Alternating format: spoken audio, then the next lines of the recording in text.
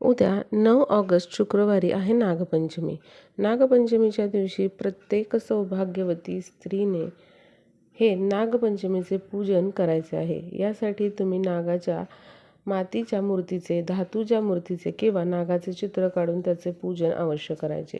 पण प्रत्येक पूजनामध्ये काही मंत्र म्हणण्याचे खूप महत्त्व असते आणि या मंत्रांशिवाय पूजा अपूर्ण असते. तर उद्या नागपंचमीचे पूजन करत असताना आपल्याला हा मंत्र म्हणायचा आहे, अनंतादि नागेभ्यो नमः किंवा ओम नागदेवता नमो नमः. या 2 मंत्रांपैकी कोणत्याही मंत्राचा जप करायचा आहे. तर अशा प्रकारे नागपंचमी दिवशी अवश्य नागाचे पूजन घरच्या घरी तुम्ही करा आणि अशा या मंत्राचा जप करा. नागपंचमीच्या सर्वांना खूप खूप शुभेच्छा.